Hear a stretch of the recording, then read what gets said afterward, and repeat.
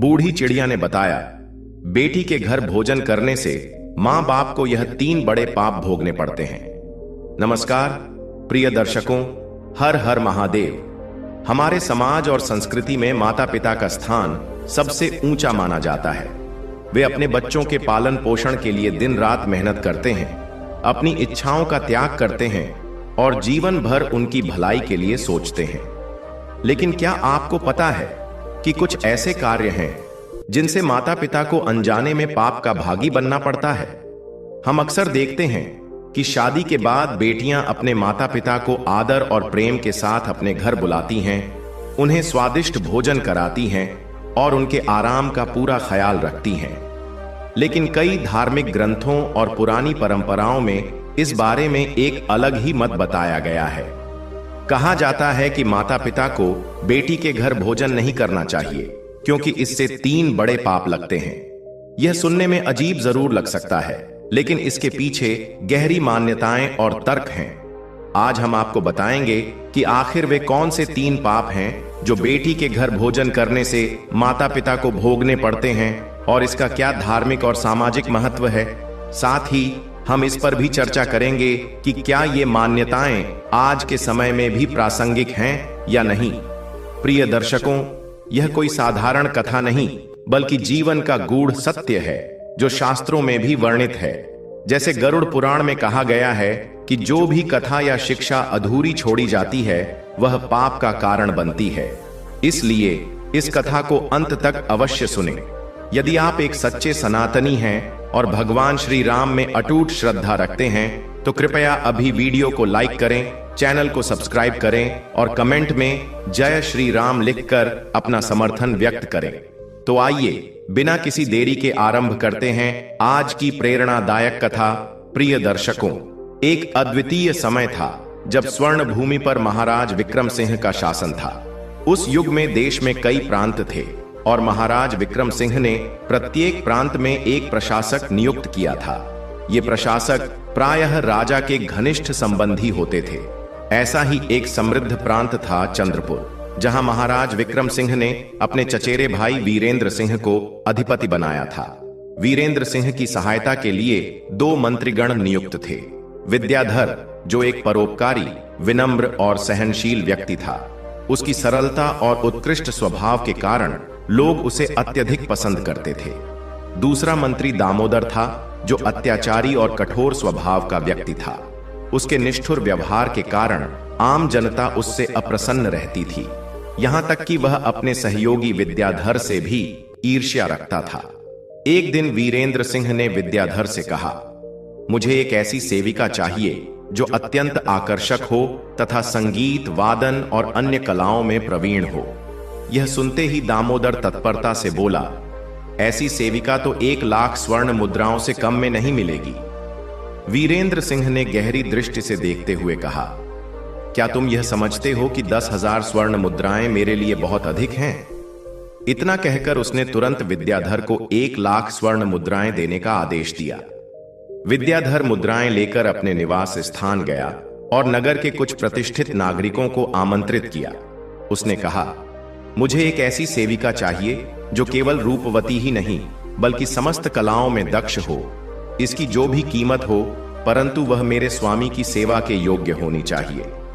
नगर के सभी लोग योग्य सेविका की खोज में जुट गए। कुछ दिनों बाद एक व्यक्ति यह समाचार लेकर आया कि एक व्यापारी के पास वैसी ही सेविका उपलब्ध है। व्यापारी सेविका को लेकर दरबार में उपस्थित हुआ, जिसका नाम पद्मिनी था। जब विद्याधर ने उसे देखा तो पाया कि वह केवल सुंदर ही नहीं बल्कि गायन, नृत्य और वादन में भी अत्यधिक निपुण थी। उसका सौंदर्य अद्वितीय था। व्यापारी ने उसकी कीमत 1 लाख स्वर्ण मुद्राएं बताई और कहा, महाराज, यह रत्न अनमोल है। मैंने इसे वर्षों तक स्नेहपूर्वक पाल पोस कर बड़ा किया है। यह केवल गायन और वादन में निपुण नहीं है बल्कि साहित्य, इतिहास तथा अन्य कलाओं में भी पारंगत है। विद्याधर ने बिना किसी विलंब के 10,000 स्वर्ण मुद्राओं की थैली व्यापारी को प्रदान कर दी। व्यापारी ने प्रार्थना करते हुए कहा, सरकार, कृपया इसे 1 सप्ताह तक विश्राम करने दें। यह लंबी यात्रा से अत्यधिक थक चुकी है। यदि इसे 1 सप्ताह तक उत्तम आहार तथा गर्म जल से स्नान कराया जाए तो इसका सौंदर्य और अधिक निखर जाएगा। विद्याधर ने यह बात स्वीकार कर ली और अपनी पत्नी को सौंपते हुए कहा, इसे उत्तम आहार दो, स्नेहपूर्वक देखभाल करो और प्रतिदिन 2 बार गर्म जल से स्नान कराओ। तत्पश्चात मैं इसे वीरेंद्र सिंह के समक्ष प्रस्तुत करूंगा। विद्याधर ने पद्मिनी से कहा, मैंने तुम्हें अपने स्वामी की सेवा के लिए प्राप्त किया है। यहां निश्चिंत होकर रहो, परंतु विवेक से कार्य करना। विशेष रूप से मेरे पुत्र अनुराग से दूरी बनाए रखना, जो दिन में कई बार अपनी मां से मिलने आता है। पद्मिनी ने सिर झुकाते हुए विनम्रता से उत्तर दिया, सरकार, आपने उचित किया जो मुझे पहले ही समझा दिया। मैं आपकी आज्ञा के विरुद्ध कोई कार्य नहीं करूंगी। इसके पश्चात विद्याधर दरबार की ओर प्रस्थान कर गया। दोपहर के समय जब अनुराग अपनी मां के पास गया तो उसने वहां एक अत्यंत मनोहारी युवती को देखा। उसकी सुनहरी त्वचा, हिरण जैसी चमकती आंखें और उसकी मोहक चाल देखकर अनुराग मंत्रमुग्ध हो गया। उत्सुकता से उसने अपनी मां से पूछा, मां, यह सुंदरी कौन है? मां ने मुस्कुराते हुए उत्तर दिया, यह सेविका बंगाल से आई है। तुम्हारे पिता ने इसे चंद्रपुर के सेनापति के लिए प्राप्त किया है। किंतु अनुराग का हृदय पद्मिनी के प्रति आकर्षित हो गया। उसने सोचा, काश यह सेविका मेरी होती। अनुराग स्वयं भी एक अत्यंत सुंदर युवक था। पद्मिनी ने भी जब उसे देखा तो मन ही मन प्रार्थना करने लगी, हे प्रभु, कोई चमत्कार हो जाए जिससे मैं सेनापति की जगह इस युवक के साथ रह सकूं। अब अनुराग बार बार अपनी मां के पास आने लगा और पद्मिनी से नेत्रों ही नेत्रों में वार्तालाप करने लगा। पद्मिनी भी अपनी भावनाएं अधिक समय तक छिपा नहीं सकी। उसकी आंखों में प्रेम का संदेश था, जो बिना शब्दों के ही सब कुछ व्यक्त कर रहा था। किंतु यह मौन संवाद अधिक दिनों तक छिपा नहीं रह सकता था।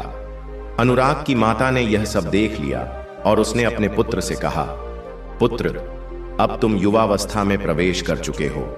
भगवान की कृपा से तुम में उत्तम गुण हैं। तुम्हें स्त्रियों के बीच अधिक समय नहीं बिताना चाहिए। भोजन के पश्चात बाहर जाकर अपने मित्रों के साथ समय व्यतीत करो। अनुराग ने अनिच्छा से यह बात स्वीकार कर ली। 2 दिन पश्चात विद्याधर की पत्नी ने अन्य दासियों के साथ पद्मिनी को स्नान गृह भेजा। वहां उसे उत्तम रीति से स्नान कराया गया और सुंदर वस्त्र पहनाए गए। जब वह पुनः लौटी तो उसका सौंदर्य और भी अधिक निखर चुका था। एक वृद्ध महिला ने उसे देखकर पूछा, बेटी, तुम कौन हो और कहां से आई हो? पद्मिनी मुस्कुराकर बोली, मां, मैं आपकी सेविका पद्मिनी हूं। अभी अभी स्नान करके आई हूं। अन्य दासियां भी उसकी सुंदरता की प्रशंसा करने लगीं। विद्याधर की पत्नी भी उसे देखकर चकित रह गई और बोली, तुम्हारी आभा इतनी बढ़ गई है कि मैं भी तुम्हें पहचान नहीं पाई। फिर उसने मुस्कुराते हुए कहा, अच्छा बताओ, स्नान गृह में अभी गर्म जल शेष है या समाप्त हो गया? पद्मिनी ने उत्तर दिया, मां, अभी वहां पर्याप्त गर्म जल है। विद्याधर की पत्नी ने स्नान करने से पूर्व दासियों को निर्देश देते हुए कहा, मैं स्नान करने जा रही हूं। यदि इस दौरान अनुराग आए और पद्मिनी से मिलने का प्रयास करे तो उसे रोक देना। इतना कहकर वह स्नान गृह चली गई। संयोगवश उसी समय अनुराग वहां आ पहुंचा। उसने देखा कि उसकी मां अभी तक स्नान गृह से बाहर नहीं आई है, तो उसे लगा कि यह उचित अवसर है। वह पद्मिनी का हाथ थामकर उसे एक समीपस्थ कक्ष में ले गया। वहां उपस्थित दासियों ने उसे रोकने का हर संभव प्रयास किया, किंतु वह अपनी हठ पर अडिग रहा। उसने दोनों सेविकाओं को बलपूर्वक बाहर धकेल दिया और पद्मिनी को लेकर भीतर चला गया। तत्पश्चात दरवाजा अंदर से बंद कर लिया। पद्मिनी स्वयं पहले ही अनुराग के आकर्षण में बंध चुकी थी। दोनों ने एक दूसरे के साथ कुछ समय व्यतीत किया। इसी बीच जिन दासियों को अनुराग ने बाहर निकाला था, वे विलाप करती हुई स्नान गृह के द्वार तक पहुंची और अपनी स्वामिनी को पुकारने लगीं। जब विद्याधर की पत्नी ने उनकी चीख पुकार सुनी और उनसे कारण पूछा, तो उन्होंने समस्त विवरण बता दिया। यह सुनकर वह भय और चिंता से कांप उठी और बिना स्नान किए ही शीघ्रता से कक्ष में लौट आई। इतने में अनुराग वहां से निकल चुका था। जब पद्मिनी ने देखा कि उसकी स्वामिनी सिर पकड़कर चिंतित अवस्था में लौटी है, तो उसे विस्मय हुआ। वह मंद मंद मुस्कुराते हुए बोली, मालकिन, क्या हुआ? आप इतनी व्याकुल क्यों प्रतीत हो रही हैं? और आपने स्नान भी नहीं किया। विद्याधर की पत्नी क्रोध से बोली, पद्मिनी, तू मुझसे यह प्रश्न पूछ रही है कि क्या हुआ? क्या तुझे वास्तव में कुछ झात नहीं? मैंने तुझे पहले ही स्पष्ट कर दिया था कि तुझे सेनापति वीरेंद्र सिंह की सेवा के लिए खरीदा गया है। फिर भी तूने अनुराग को अपने समीप क्यों आने दिया? पद्मिनी ने शांत स्वर में उत्तर दिया, मां, मैंने कोई अनुचित कार्य नहीं किया। हां, आपने मुझे बताया था कि मैं महाराज की सेवा के लिए खरीदी गई हूं, किंतु आज आपके पुत्र ने स्वयं मुझसे कहा कि उनके पिता ने मुझे उनकी सेवा में समर्पित कर दिया है और अब मुझे चंद्रपुर के सेनापति के पास नहीं भेजा जाएगा। जब मुझे उनका आश्रय प्राप्त हो ही गया है तो आप इतनी चिंतित क्यों हैं? सत्य तो यह है कि जब से मैंने उन्हें देखा है तब से मेरा हृदय भी उन्हीं की सेवा में रहने के लिए व्याकुल रहा है। मैं तो जीवन भर उनके चरणों में सेवा करना चाहती हूं और कभी भी चंद्रपुर के सेनापति वीरेंद्र सिंह का सामना नहीं करना चाहती। विद्याधर की पत्नी ने व्यथित होकर कहा, मेरा भी हृदय प्रसन्न होता यदि तू अनुराग के साथ रह सकती, किंतु यह संभव नहीं। वह बालक मिथ्या कह रहा है। मुझे भय है कि जब मंत्री जी को इस विषय की जानकारी मिलेगी तो वे उसे दंडित किए बिना नहीं रहेंगे। अब मैं क्या करूं? मेरा मन अत्यधिक व्याकुल हो रहा है। इसी बीच मंत्री स्वयं वहां आ पहुंचे और अपनी पत्नी को रोते बिलखते देखकर चकित हो उठे। उन्होंने अधीरता से पूछा, भाग्यवान, यह क्या हुआ? तुम इतनी चिंतित क्यों हो? कौन सा अनर्थ हो गया? पत्नी ने दुखभरे स्वर में उत्तर दिया, सत्य छिपाने का कोई औचित्य नहीं। जब मैं स्नान गृह में गई थी तभी तुम्हारे प्रिय पुत्र ने इस सेविका से कह दिया कि वह अब उसकी सेवा में है। क्या यह सत्य है? यह सुनते ही विद्याधर ने अपने सिर पर हाथ रख लिया और व्याकुल होकर बोले, इस अयोग्य पुत्र ने हम सभी को संकट में डाल दिया है। सेनापति वीरेंद्र सिंह के लिए खरीदी गई सेविका, जिसे संपूर्ण आदर और सम्मान के साथ रखा जाना चाहिए था, उसे इसने भ्रष्ट कर दिया। मेरी वर्षों की प्रतिष्ठा धूल में मिल गई। यह केवल अपमान की बात नहीं है, बल्कि यदि सेनापति को यह झात हो गया तो वे मुझे भी दंड देंगे और इस दुर्भाग्यशाली अनुराग को भी। पत्नी ने धीरे से कहा, स्वामी, जो हो चुका है उस पर पछताने से कोई लाभ नहीं। हमें अब आगे का उपाय सोचना चाहिए। मैं अपने समस्त आभूषण उतार देती हूं। इन्हें बेचकर 1,00,000 स्वर्ण मुद्राएं प्राप्त हो जाएंगी। आप बस नगर के दलालों को पुनः बुलाइए और उन्हें एक नई गुणवान सेविका खोजने का आदेश दीजिए, जिससे हम महाराज को दिए गए वचन को निभा सकें। विद्याधर ने क्रोधित होकर कहा, क्या तुम्हें लगता है कि मैं केवल 1,00,000 स्वर्ण मुद्राओं के लिए चिंतित हूं? मैं इस बात से अधिक चिंतित हूं कि मेरी मान सम्मान पर संकट आ खड़ा हुआ है। दामोदर निश्चय ही महाराज के पास जाकर कहेगा कि मैंने जो सेविका महाराज के लिए खरीदी थी उसे अपने पुत्र को दे दिया। पत्नी ने संयम से कहा, स्वामी, दामोदर निसंदेह तुम्हारा शत्रु है, किंतु हमारे गृह में क्या हो रहा है यह उसे कैसे झांत होगा? यदि कोई चुगली भी करता है तो आप महाराज से कह सकते हैं कि सेविका को जांचने के बाद हमें लगा कि वह उनकी सेवा के योग्य नहीं थी, इसलिए हमने उसे स्वीकार नहीं किया। इससे दामोदर की कोई भी शिकायत प्रभावी नहीं होगी। आप शांति से पुनः दलालों को बुलाइए और एक नई सेविका की व्यवस्था कर लीजिए। पत्नी की बात सुनकर विद्याधर का क्रोध कुछ कम हुआ, किंतु वह अभी भी अनुराग को क्षमा नहीं कर पा रहा था। अब अनुराग अपने पिता की दृष्टि से बचते हुए रात्रि में महल में आता और भोर होने से पूर्व ही चुपचाप निकल जाता। फिर भी उसकी माता के हृदय में सदैव भय बना रहता कि यदि उसके पिता ने उसे पकड़ लिया तो उनका क्रोध पुनः प्रज्वलित हो जाएगा और वे उसे दंड देंगे। एक दिन माता ने अपने पति से पूछा, यदि तुम्हें अवसर मिले तो क्या करोगे? पति ने कठोर स्वर में उत्तर दिया, यदि मुझे अवसर मिला तो मैं इस अपराध के लिए उसे अवश्य दंड दूंगा। माता ने स्नेहपूर्वक समझाते हुए कहा, स्वामी, वह तुम्हारा एकमात्र संतान है। युवावस्था में मनुष्य से भूल हो जाती है, परंतु ऐसी गलती भी नहीं होनी चाहिए कि उसे अपने कर्मों का आभास न हो। यदि उसे अपनी त्रुटि का एहसास हो जाए तो मेरा परामर्श है कि तुम उसे पकड़ो और तलवार निकालकर उसे दंड देने का आभास दो। तब मैं तुम्हारी बुद्धिमत्ता की प्रशंसा करूंगी और उसे छुड़ा लूंगी। यह सुझाव मंत्री को प्रिय लगा। अगले दिन प्रातः पत्नी के संकेत पर विद्याधर महल के द्वार पर गए और अनुराग को पकड़ लिया। उन्होंने अपनी तलवार निकाल ली और उसे दंड देने के लिए तत्पर हुए। तभी उनकी पत्नी दौड़ती हुई आई और उनका हाथ पकड़ लिया। वह दृढ़तापूर्वक बोली, यदि आप सचमुच उसे दंडित करना चाहते हैं तो पहले मुझे मार डालिए। अनुराग भी घबराकर जीवनदान की याचना करने लगा। पिताजी, यदि इतनी छोटी भूल पर आप मेरा अंत कर देंगे तो परलोक में भगवान को क्या उत्तर देंगे? मंत्री ने क्रोधित होकर तलवार फेंक दी और कहा, तू मेरे नहीं बल्कि अपनी मां के चरणों में गिर। मैं केवल उसी के आग्रह पर तुझे क्षमा कर रहा हूं और अब मैं पद्मिनी को भी तुझे सौंपता हूं।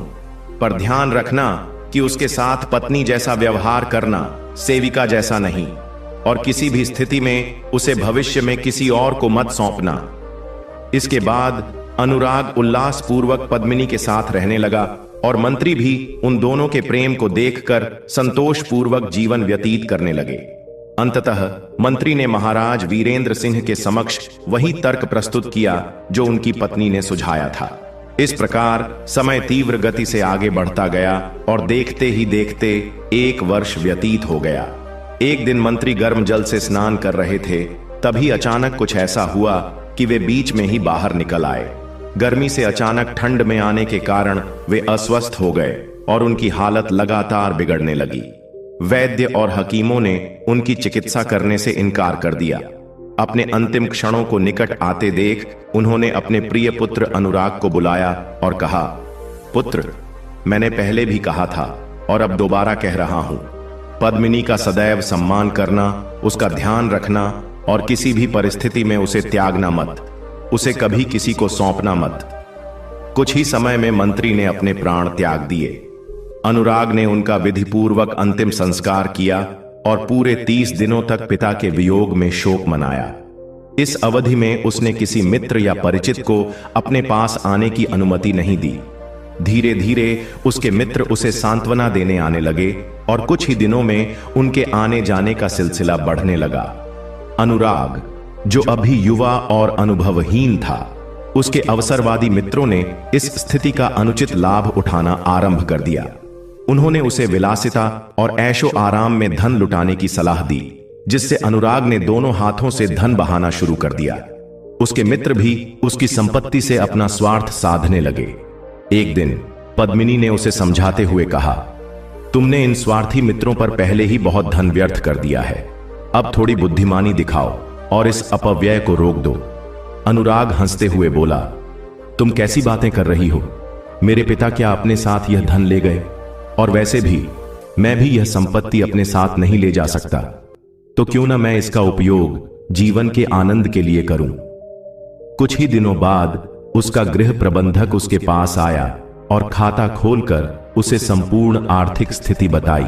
उसने गंभीर स्वर में कहा, स्वामी, आपने बहुत कम समय में अत्यधिक धन व्यय कर दिया है।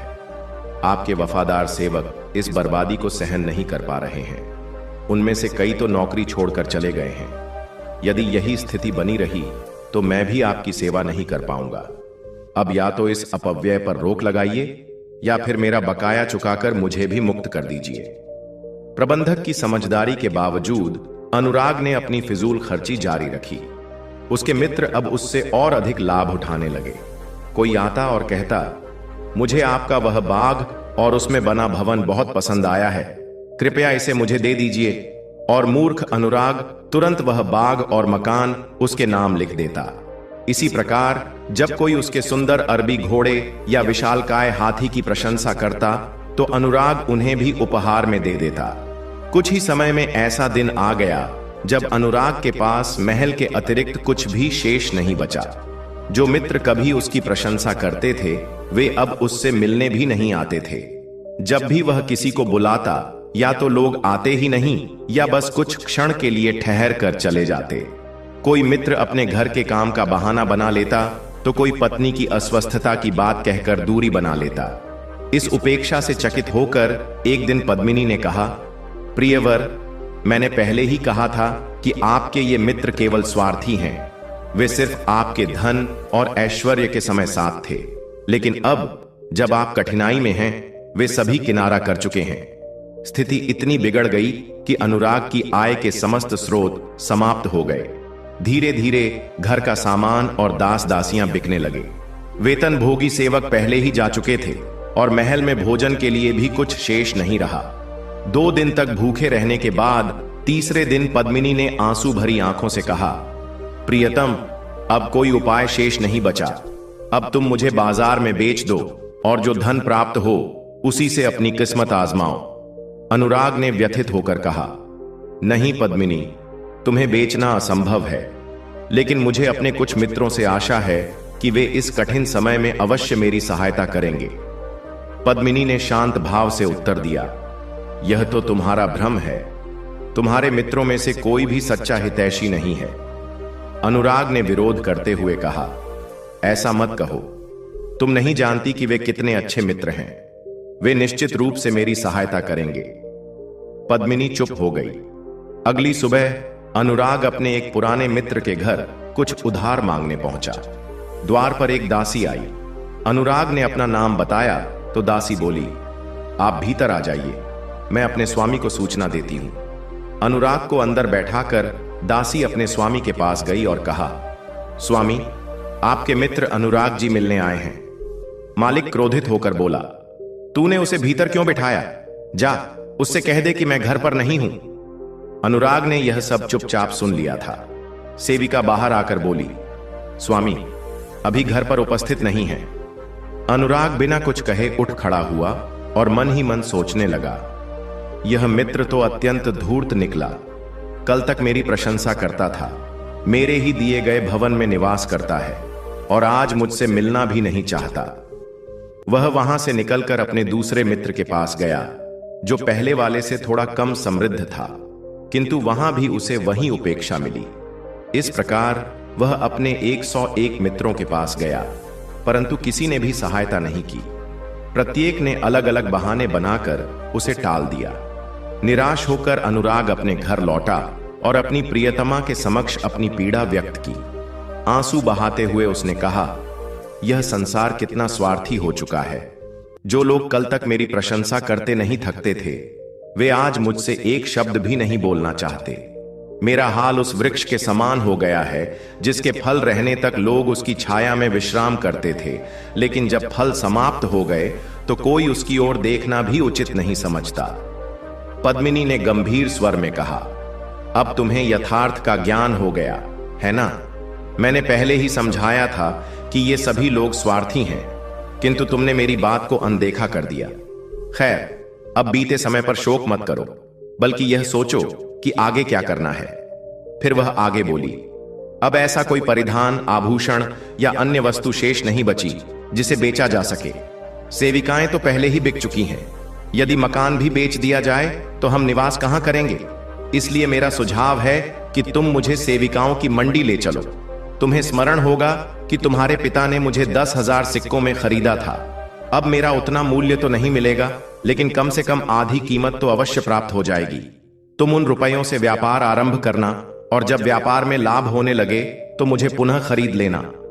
पद्मिनी की बात सुनकर अनुराग रोते हुए बोला, मैं तुम्हें अपनी आत्मा से भी अधिक प्रेम करता हूं। मैंने अपने पिता को वचन दिया था कि किसी भी स्थिति में तुम्हें कभी नहीं बेचूंगा। पद्मिनी ने अश्रुपूरित नेत्रों से कहा, प्रियतम, तुम सत्य कह रहे हो। मैं भी तुम्हें अपने प्राणों से अधिक चाहती हूं, किंतु हमारे धर्म में कहा गया है कि संकट के समय कुछ वचन तोड़े जा सकते हैं। जिस कठिन परिस्थिति में तुम फंसे हो, उसमें तुम्हारे पास अन्य कोई उपाय नहीं बचा। बाध्य होकर अनुराग पद्मिनी को लेकर बाजार की ओर चल पड़ा। उसने एक पुराने व्यापारी को बुलाकर कहा, कई वर्ष पूर्व मेरे पिता ने तुम्हारे माध्यम से बंगाल देश की एक सेविका को 10,000 स्वर्ण मुद्राओं में खरीदा था। अब मैं उसे बेचना चाहता हूं। कृपया उसके लिए कोई उचित खरीदार खोजो। व्यापारी ने उसकी बात स्वीकार कर ली और पद्मिनी को एक गृह में बंद कर बाहर से ताला लगा दिया, जैसा कि बिक्री के लिए आई सेविकाओं के साथ किया जाता था। फिर वह उन व्यापारियों के पास गया जिनके पास यूनान, फ्रांस, अफ्रीका सहित कई देशों की सेविकाएं थीं। व्यापारी ने अन्य व्यापारियों से कहा, आप सभी ने विभिन्न देशों से सेविकाएं एकत्रित की हैं, किंतु मैं आपको एक ऐसी सेविका दिखाऊंगा जिसके रूप और गुणों की तुलना में कोई टिक नहीं सकेगा। आपने सुना ही होगा, हर गोल चीज सुपारी नहीं होती, हर पतली चीज अंजीर नहीं होती, हर लाल चीज मांस नहीं होता और हर सफेद चीज अंडा नहीं होता। इसी प्रकार यह सेविका भी कोई साधारण दासी नहीं है। व्यापारियों ने पद्मिनी को ध्यानपूर्वक देखा और बोले, इसमें कोई संदेह नहीं कि इतनी अद्वितीय रूपवती और विद्वान सेविका हमने पहले कभी नहीं देखी। हम सब मिलकर इसे खरीदेंगे, किंतु इसका मूल्य 4000 स्वर्ण मुद्राओं से अधिक नहीं देंगे। इससे अधिक देना हमारे लिए संभव नहीं है। इसके बाद वे उस गृह के बाहर एकत्र हुए और व्यापारी से मोल भाव करने लगे। उसी समय मंत्री दामोदर की सवारी वहां से गुजरी। उसने भीड़ देखकर पूछा, यह भीड़ किस कारण से एकत्रित हुई है?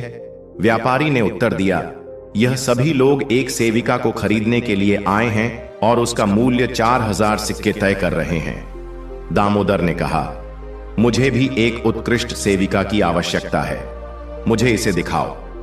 व्यापारी उसे मकान के भीतर ले गया और पद्मिनी को प्रस्तुत किया। दामोदर ने उसे ध्यानपूर्वक देखा और कहा, मैं इसके लिए 4000 सिक्के दूंगा। यदि कोई इससे अधिक मूल्य देने को तैयार हो तो वह इसे ले सकता है। यह कहकर उसने व्यापारियों को संकेत दे दिया कि वे इससे अधिक मूल्य न लगाएं। इसके बाद व्यापारी अनुराग के पास आया और कहा, मुझे खेद है कि आपकी सेविका अपेक्षित मूल्य से कम में बिक रही है। मैंने व्यापारियों को दिखाया तो वे 4000 सिक्के देने के लिए सहमत हुए। मैं सोच रहा था कि थोड़ा और प्रतीक्षा करूं, शायद कोई 5000 या 6000 सिक्कों में इसे खरीदने को तैयार हो जाए। इसी बीच मंत्री दामोदर की सवारी पुनः वहां से गुजरी। भीड़ देखकर उसने पुनः पूछा, यह भीड़ क्यों एकत्रित हुई है? जब उसे झांत हुआ कि एक सुंदर सेविका बेची जा रही है तो उसने पद्मिनी को ध्यानपूर्वक देखा और उसके लिए 4000 सिक्कों की बोली लगा दी। साथ ही उसने अन्य व्यापारियों को गुप्त रूप से संकेत दे दिया कि वे इससे अधिक मूल्य न लगाएं। फिर उसने व्यापारी से कहा, अब बताओ, सौदा तय हुआ या नहीं? अनुराग तुरंत बोल उठा, दामोदर हमारे परिवार का शत्रु है। मैं किसी भी स्थिति में अपनी प्रिय दासी को उसके हाथों में नहीं सौंपूंगा। व्यापारी ने चिंतित स्वर में कहा, देखो, दामोदर इस सेविका के लिए अधिक मूल्य भी लगा सकता है, जिससे मुझे उसे ही सौंपना पड़ेगा। व्यापारी ने अनुराग से कहा, यदि तुम वास्तव में किसी भी कीमत पर इसे नहीं बेचना चाहते तो एक उपाय है। जब मैं पद्मिनी को मंत्री के हवाले करने लगूं, तब तुम तुरंत आगे बढ़कर उसके गाल पर हल्का थप्पड़ मारते हुए उसे अपनी ओर खींच लेना और यह कह देना कि मुझे इस सेविका पर क्रोध आ गया था, इसलिए मैंने संकल्प लिया था कि इसे बाजार में खड़े खड़े बेच दूंगा। अब मेरी प्रतिज्ञा पूर्ण हो गई, इसलिए मैं इसे किसी भी कीमत पर नहीं बेचूंगा। अनुराग को यह उपाय उचित लगा और उसने चुपचाप व्यापारी के पीछे चलना आरंभ कर दिया। जैसे ही व्यापारी पद्मिनी का हाथ दामोदर को सौंपने लगा, अनुराग बीच में आ गया। उसने पद्मिनी का दूसरा हाथ पकड़कर अपनी ओर खींच लिया और उसके चेहरे पर हल्के से 2 थप्पड़ मारते हुए बोला, तू कहां जा रही है? मैंने कहा था कि यदि तू उद्दंडता करेगी और मेरी आज्ञा का उल्लंघन करेगी तो तुझे बेच दूंगा। अब तेरी बिक्री पूरी हो चुकी है, अब सीधे मेरे साथ घर चल। यह कहकर अनुराग पद्मिनी को लेकर अपने घर की ओर बढ़ा। भीड़ यह दृश्य देखकर हतप्रभ रह गई। दामोदर भी इस अप्रत्याशित घटना से अवाक रह गया, क्योंकि उसे यह झांत ही नहीं था कि यह सेविका वास्तव में अनुराग की अपनी सेविका है। इस अपमान को सहन न कर पाने के कारण वह क्रोध से उबल पड़ा और अपने घोड़े पर सवार होकर अनुराग को मार्ग में ही रोक लिया। दामोदर ने आक्रोश में आकर अनुराग पर चाबुक चलाने का प्रयास किया, किंतु अनुराग पहले से ही सतर्क था। उसने मंत्री का हाथ पकड़कर उसे घोड़े से नीचे खींच लिया। इसके बाद दोनों के बीच भयंकर युद्ध छिड़ गया। दामोदर वृद्ध था, जबकि अनुराग युवा और बलवान। उसने मंत्री को कई बार भूमि पर गिराया और पराजित कर दिया। यह सब देखकर बाजार में उपस्थित लोग तमाशा देखने लगे। मंत्री के अनुचर जब उसे बचाने आगे बढ़े तो भीड़ में किसी ने ऊंची आवाज में कहा, तुम लोग इन दोनों के बीच मत पड़ो। क्या तुम्हें झात नहीं कि यह युवक दिवंगत मंत्री विद्याधर का पुत्र है? यह सुनकर सेवक भयभीत हो गए और पीछे हट गए। अंततः अनुराग ने दामोदर को पूरी तरह हरा दिया। मंत्री के शरीर से रक्त बह रहा था, उसके वस्त्र और अंग मिट्टी तथा रक्त से सने हुए थे। वह अचेत होकर भूमि पर गिर पड़ा। अनुराग पद्मिनी को लेकर अपने घर लौट आया। इधर दामोदर घायल अवस्था में लहूलुहान और धूल धूसरित वस्त्र पहनकर महाराज वीरेंद्र सिंह के दरबार में उपस्थित हुआ। उसे इस अवस्था में देखकर राजा चौंक गए और प्रश्न किया, यह दुर्गति तुम्हारी किसने की? दामोदर ने हाथ जोड़कर प्रार्थना की, महाराज, यह अन्याय आपके पूर्व मंत्री विद्याधर के पुत्र अनुराग ने किया है। राजा ने विस्तार से घटना जाननी चाही तो दामोदर बोला, महाराज, आज जब मैं बाजार की ओर जा रहा था तब मैंने वहां भीड़ देखी। पूछने पर झांत हुआ कि एक सेविका नीलाम हो रही है। मुझे अपने गृह कार्य के लिए एक सेविका की आवश्यकता थी, इसलिए मैं वहां रुक गया। जब मैंने उसे देखा तो मुझे प्रतीत हुआ कि वह आपकी सेवा के लिए योग्य होगी। अतः मैंने 4000 सिक्कों में सौदा कर लिया। किंतु तभी अनुराग आ गया और कहने लगा कि वह अपनी सेविका मुझे नहीं बेचेगा। मैंने उसे बहुत समझाने का प्रयास किया कि मैं यह सेविका अपने लिए नहीं बल्कि महाराज के लिए खरीद रहा हूं, किंतु उसने मेरी एक भी बात नहीं मानी। उसने न केवल आपका अपमान किया बल्कि मुझ पर आक्रमण कर दिया और बुरी तरह पीटकर सेविका को अपने साथ ले गया। महाराज, आपको स्मरण होगा कि कुछ वर्ष पूर्व आपने मंत्री विद्याधर को 1 लाख सिक्के देकर एक गुणवान सेविका खरीदने का आदेश दिया था। उसी धन से उन्होंने सेविका को प्राप्त कर अपने पुत्र को सौंप दिया था।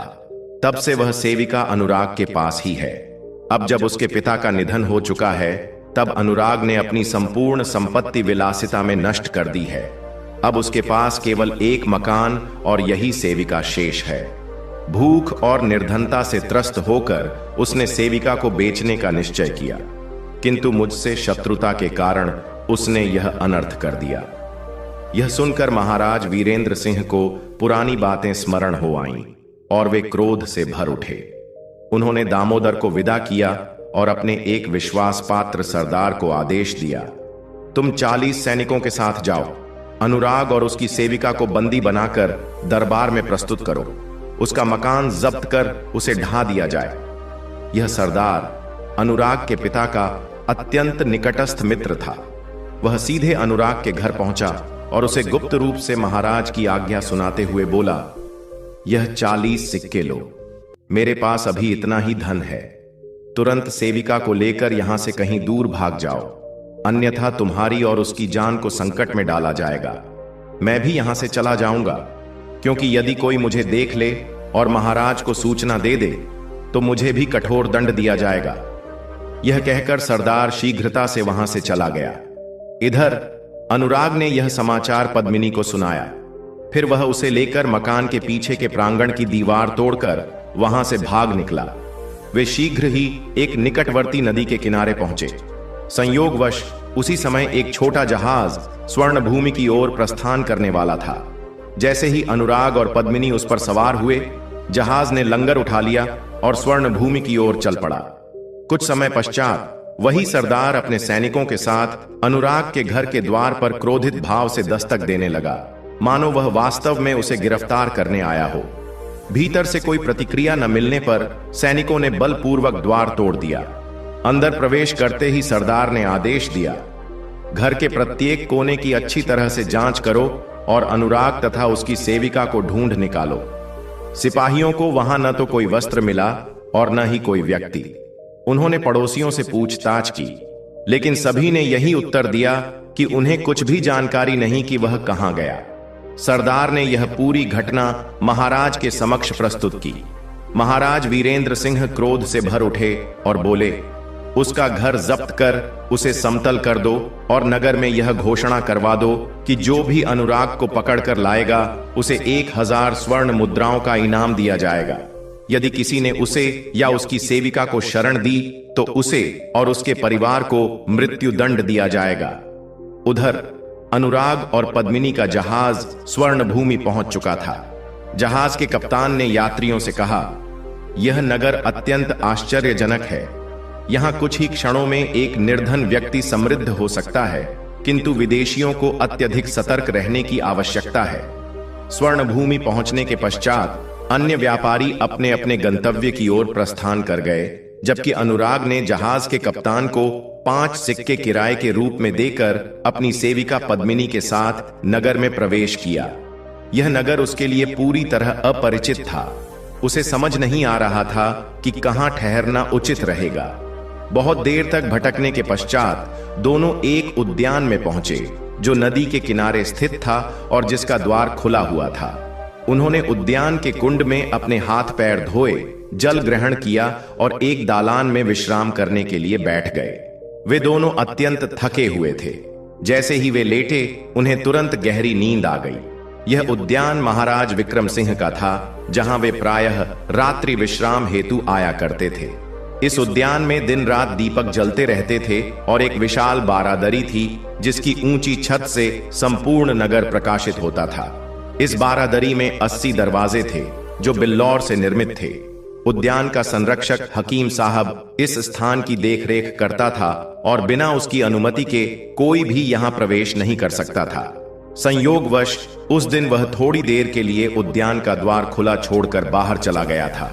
संध्या समय जब वह लौटा तो उसने देखा कि कुंड के पास स्थित दालान में 2 यात्री अपने मुख पर महीन चादर ओढ़े सो रहे हैं। वह क्रोधित हो उठा और उन्हें दंड देने के लिए डंडा उठाने ही वाला था, किंतु फिर सोचा, संभवतः ये यात्री होंगे, अतः बिना पूछे दंड देना अनुचित होगा। पहले पूछता हूं कि वे यहां कैसे आए। उसने दोनों की चादर हटाई और देखा कि सामने एक तेजस्वी युवक और एक अत्यंत सुंदर युवती सो रही थी। उसने अनुराग का पैर हिलाकर उसे जगाया। अनुराग की नींद खुली और उसने देखा कि एक वृद्ध पुरुष उसके समक्ष खड़ा है। उसने तुरंत उठकर उसके चरण स्पर्श किए और आदर पूर्वक प्रणाम कर कहा, पिताजी, मेरे लिए कोई आज्ञा। हकीम साहब उसकी विनम्रता से प्रभावित हुआ और बोला, बेटे, तुम कौन हो और कहां से आए हो? अनुराग ने उत्तर दिया, हम परदेशी हैं और यहां किसी को नहीं जानते। कृपया हमें एक रात ठहरने की अनुमति दें। प्रातः होते ही हम यहां से चले जाएंगे। वृद्ध हकीम साहब अनुराग की सरलता और पद्मिनी के सौम्य स्वभाव से इतना प्रभावित हुआ कि उसने कहा, बेटा, यहां तुम्हें कष्ट होगा। आओ, मेरे साथ चलो। मैं तुम्हें ऐसे स्थान पर ठहराऊंगा जहां तुम आराम से विश्राम कर सकोगे और इस उद्यान की सुंदरता का आनंद भी ले सकोगे। अनुराग ने पूछा, क्या यह उद्यान आपका है? हकीम साहब मुस्कुराया और बोला, नहीं, यह मेरे स्वामी की संपत्ति है। फिर उसने उद्यान में स्थित एक भव्य भवन की ओर संकेत किया और कहा, यह स्थान विश्राम हेतु सर्वोत्तम रहेगा। यहां से संपूर्ण उद्यान का दृश्य भी स्पष्ट दिखाई देगा। इसके पश्चात अनुराग ने संरक्षक के हाथ में 2 सिक्के रखकर कहा, कृपया इन सिक्कों से हमारे लिए कुछ भोजन मंगवा दें। वृद्ध सलीम ने मन ही मन सोचा, यह अच्छा हुआ कि मैंने ऐसे संपन्न और सुसंस्कृत व्यक्ति को दंडित नहीं किया। इन सिक्कों से उत्तम भोजन भी आ जाएगा और मेरे पास कुछ शेष भी रहेगा। इसके पश्चात वह उन्हें उद्यान की ऊंची बारादरी में विश्राम हेतु छोड़कर भोजन लाने चला गया। इधर अनुराग की इच्छा हुई कि वह ऊपर जाकर उद्यान का दृश्य देखे, किंतु उसने देखा कि ऊपर जाने का मार्ग ताले से बंद था।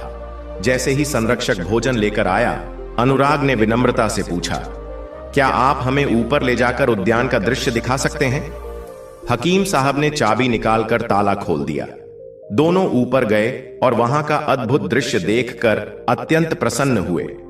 अनुराग ने अनुरोध किया, कृपया हमें यहीं सोने की अनुमति दें और साथ ही आप हमारे साथ भोजन ग्रहण करें तथा विश्राम करें।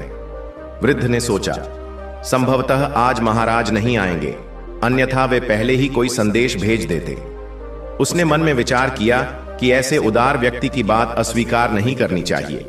अतः उसने न केवल उन्हें विश्राम हेतु स्थान दिया, बल्कि महाराज के लिए सुरक्षित रखे गए भोजन को भी उन्हें परोसा। भोजन और पेय की चर्चा पुराने जड़ाऊ पात्रों में स्वादिष्ट व्यंजन परोसे गए। भोजन करने के पश्चात अनुराग ने पूछा, क्या कुछ पीने को भी मिलेगा? संरक्षक ने उत्तर दिया, मैं शरबत ला सकता हूं, किंतु शरबत भोजन से पूर्व पिया जाता है, बाद में नहीं। अनुराग हंसते हुए बोला, आप सही कह रहे हैं, किंतु मेरा तात्पर्य शरबत से नहीं, अंगूरी मदिरा से था। संरक्षक ने तुरंत कहा, देखो, मैं एक धर्मपरायण व्यक्ति हूं और हमारे धर्म में मदिरा वर्जित मानी गई है। मैं 4 बार हज भी कर चुका हूं, इसलिए मदिरा पान तो दूर, मैंने उसे देखा तक नहीं। अनुराग मुस्कुराते हुए बोला, मैं आपको एक उपाय बताता हूं। बाग की खाई के पास एक खच्चर बंधा हुआ है। अनुराग मुस्कुराते हुए बोला, आप उस खच्चर को ले आइए, मैं उसमें एक स्वर्ण मुद्रा एक रूमाल में बांध कर रख दूंगा। आप इसे लेकर मदिरा भंडार तक जाइए और वहां के स्वामी को इशारे से वह सिक्का दिखा दीजिए। वह समझ जाएगा और मदिरा से भरी मटकी खच्चर पर लाद देगा। फिर आप खच्चर को यहां वापस ले आइए और हम स्वयं मटकी उतार लेंगे। इस प्रकार आपको मदिरा को छूने की भी आवश्यकता नहीं होगी और मेरा कार्य भी संपूर्ण हो जाएगा। बूढ़े सलीम को अनुराग की युक्ति में कोई अनुचित बात नहीं लगी।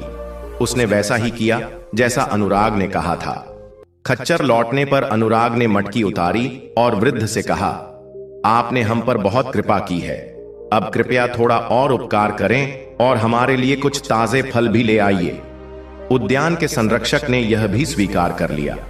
उसने स्वच्छ वस्त्र बिछाकर कटे हुए फल थाल में सजाए और उनके साथ गिलास भी रख दिए। फिर वह कुछ दूरी पर जाकर बैठ गया ताकि कोई उसे मदिरा पान के लिए बाध्य न कर सके। जब अनुराग और पद्मिनी मदिरा के प्रभाव में आ गए तो अनुराग ने प्रसन्नता पूर्वक कहा, हम कितने भाग्यशाली हैं कि इस अज्ञात नगर में हमें इतनी सुंदर शरण स्थली प्राप्त हुई। इसके पश्चात दोनों ने मिलकर गीत गाना प्रारंभ किया। उनका मधुर स्वर सुनकर संरक्षक भी आनंदित हो उठा और समीप आकर बैठ गया। अनुराग ने मुस्कुराते हुए कहा, दारोगा साहब, आप अत्यंत नेक व्यक्ति हैं, कृपया हमारे आनंदोत्सव में सम्मिलित होइए। मैं आपकी प्रशंसा में एक छंद सुनाऊंगा। दारोगा हंस पड़ा और बोला, आप दोनों के हर्षोल्लास में मैं पहले ही आनंदित हूं, और क्या चाहिए। फिर वह पुनः कुछ दूरी पर जाकर बैठ गया। पद्मिनी ने अनुराग को चिढ़ाते हुए कहा, यदि आप चाहें तो मैं इस बूढ़े कर्मकांडी को भी मदिरा पिला सकती हूं। अनुराग हंसकर बोला, यदि ऐसा हो जाए तो मनोरंजन और बढ़ जाएगा। पद्मिनी ने कहा, आप उसे आमंत्रित करें और अपने हाथों से मदिरा का गिलास दीजिए। यदि वह स्वीकार कर ले तो ठीक, अन्यथा आप स्वयं उस गिलास को ग्रहण कर लीजिए और फिर देखिए मैं उसे इस ओर किस प्रकार आकृष्ट करती हूं। अनुराग ने दारोगा को पुकारते हुए कहा, दारोगा साहब, यह उचित नहीं लग रहा कि आप हमसे दूर बैठे रहें और हम यहां चांदनी का आनंद लें। हम आपको बाध्य नहीं करेंगे, किंतु कृपया यहां आकर इस सुंदरी के समीप तो बैठ सकते हैं। बूढ़ा संरक्षक यह सुनकर प्रसन्न हो गया कि उसे इतनी सुंदर स्त्री के समीप बैठने का अवसर मिल रहा है। वह गर्व के साथ अपनी भौहें ऊंची करते हुए पद्मिनी के पास आ बैठा। अनुराग ने संकेत किया तो पद्मिनी ने मधुर स्वर में गीत गाना आरंभ कर दिया। गीत समाप्त होने पर अनुराग ने एक गिलास मदिरा भरकर दारोगा को दिया और कहा, यदि आप इस गान से प्रसन्न हुए हैं और इसका पुरस्कार देना चाहते हैं तो कृपया यह गिलास स्वीकार करें। बूढ़े ने मुस्कुराकर कहा, मैं पहले ही अपनी विवशता स्पष्ट कर चुका हूं, अन्यथा मैं तुम्हारी बात अस्वीकार कैसे कर सकता था। अनुराग ने उत्तर दिया, जैसी आपकी इच्छा। यह कहकर उसने स्वयं गिलास ग्रहण कर लिया। तभी पद्मिनी ने एक सेब के 2 टुकड़े कर दिए और एक टुकड़ा दारोगा की ओर बढ़ाते हुए बोली, दारोगा जी, यदि आप मदिरा ग्रहण नहीं करते तो फल तो स्वीकार कर सकते हैं, इसे खाने में तो कोई अनुचित बात नहीं होगी। बूढ़े ने धन्यवाद देते हुए सेब ले लिया और खाने लगा। इसके पश्चात पद्मिनी ने पुनः मधुर स्वर में गीत गाना प्रारंभ कर दिया। अब बूढ़ा संरक्षक पूरी तरह से उसकी आवाज में बंध चुका था, जबकि अनुराग ने सोने का नाटक कर लिया। गीत समाप्त होने पर पद्मिनी ने नाराजगी भरे स्वर में कहा, देखिए इनकी कितनी बुरी आदत है, केवल 2 गिलास मदिरा पीकर ही निद्रा में चले गए और मैं अकेली रह गई। अब कृपया मुझे अकेला न छोड़ें, मेरे पास आकर बैठिए। बूढ़ा तो पहले ही मोहित हो चुका था, वह तुरंत उसके समीप आकर बैठ गया। पद्मिनी समझ गई कि अब वह बूढ़े को मदिरा पिला सकती है। उसने एक गिलास भरकर उसकी ओर बढ़ाते हुए कहा, देखिए आपको मेरे सिर की सौगंध है, इससे इनकार मत कीजिए। यदि इसका कोई पाप होगा तो मैं अपने ऊपर ले लूंगी। यह कहकर उसने स्नेह भरे भाव से गिलास उसके होंठों से लगा दिया। बूढ़े ने बिना किसी झिझक के गिलास खाली कर दिया और शेष सेब भी खा लिया। फिर पद्मिनी ने दूसरा गिलास बढ़ाया, जिसे उसने सहर्ष स्वीकार कर लिया। जैसे जैसे मदिरा का प्रभाव बढ़ा, बूढ़ा स्वयं ही गिलास भर भर कर पीने लगा। इतने में अनुराग भी चारपाई से उठकर मुस्कुराते हुए बोला, बड़े मियां, आप तो पहले बड़े संयमी लगते थे, अब यह परिवर्तन कैसे आ गया? बूढ़ा ठहाका लगाकर बोला, अरे मैंने कहां पी है, यह तो तुम्हारी संगिनी ने मुझे जबरदस्ती पिला दी। इसी प्रकार वे सभी हंसी मजाक करते हुए आधी रात तक मदिरा का सेवन करते रहे। जब दारोगा पर अत्यधिक नशा चढ़ गया तो पद्मिनी ने कहा, अब चारों ओर घना अंधकार प्रतीत हो रहा है, कहिए क्या मैं दीपक प्रज्वलित कर दूं? बूढ़े ने उत्तर दिया, अच्छा यदि तुम्हें ठीक लगे। किंतु पद्मिनी ने वहां स्थित सभी दीपक प्रज्वलित कर दिए। बूढ़ा नशे में था और पद्मिनी के रूप सौंदर्य से भी प्रभावित ने लज्जा भरे स्वर में पूछा, तो क्या मैं सीढ़ियों के दीप भी प्रज्वलित कर दूं ताकि किसी? बूढ़ा बिना सोचे समझे झूमता रहा और सहमति में सिर हिलाया। उसी दिन में देर रात तक व्यस्त रहे। आधी रात को उन्होंने विश्राम हेतु उद्यान जाने का निश्चय किया था तो बारादरी में मोमबत्तियों की रोशनी जगमगा रही थी, क्योंकि पद्मिनी ने वहां सभी दीपक। राजा आश्चर्यचकित रह गए और अपने मंत्री वसुदेव से बोले, यह समझ में नहीं आ रहा, फिर बारादरी में इतनी रोशनी किसने करवाई? वसुदेव स्वयं भी भ्रमित था, किंतु इसलिए उसने दारोगा को बचाने के लिए झूठ बोल दिया। संभवतः आज दारोगा ने राजा को यह उत्तर स्वीकार्य नहीं लगा, इसलिए उन्होंने एक योजना बनाई। उन्होंने साधारण नाग मंत्री वसुदेव तथा मुख्य अंगरक्षक जयेंद्र को साथ लेकर चुपके से उद्यान की ओर प्रस्थान किया कि मुख्य प्रवेश द्वार खुला हुआ था। राजा को दारोगा की इस लापरवाही पर क्रोध आया। द्वार क्यों खुला है वसुदेव? क्या तुम्हारे पास इसका कोई उत्तर है? फिर राजा ने उन सभी को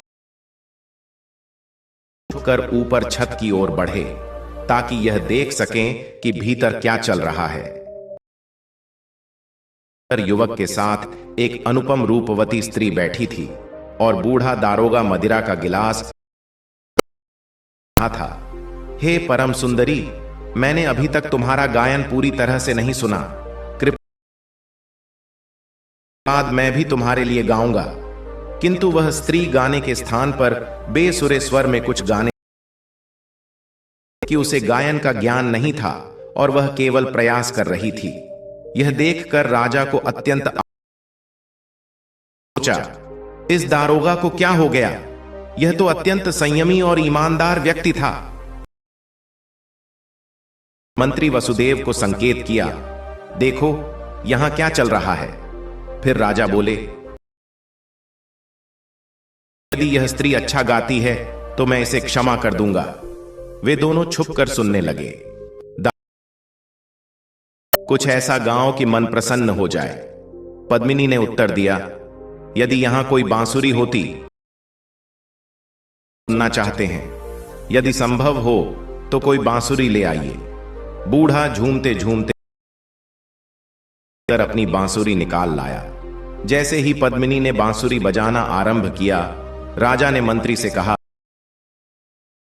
कितनी उत्कृष्ट बांसुरी बजाती है, इसी कारण मैंने इसे और इसके साथी को क्षमा कर दिया। किंतु बूढ़े दारोगा का यह दर्शाता है और इसकी जिम्मेदारी तुम्हारी भी बनती है, अतः तुम्हें दंड दिया जाएगा। भगवान करे कि यह स्त्री बुरी बांसुरी बजाए। राजा ने पूछा, तुम ऐसा क्यों कह रहे हो? यदि ऐसा होता तो यह दोनों अब तक मारे जा चुके होते और उनके साथ मरना मेरे लिए भी। राजा यह सुनकर हंस पड़े। पद्मिनी बार बार बांसुरी बजाती रही और उसी राग को दोहराती प्रसन्न हुए। चूंकि वे स्वयं संगीत प्रेमी थे, इसलिए उन्हें यह अत्यंत रुचिकर लगा। न आ जाए, इस भय से मंत्री चुपचाप नीचे उतर आया और बोला, भाई, यह में अद्वितीय है। हमारे दरबारी गायक विश्व प्रसिद्ध हैं, किंतु इसके सामने वे भी चाहता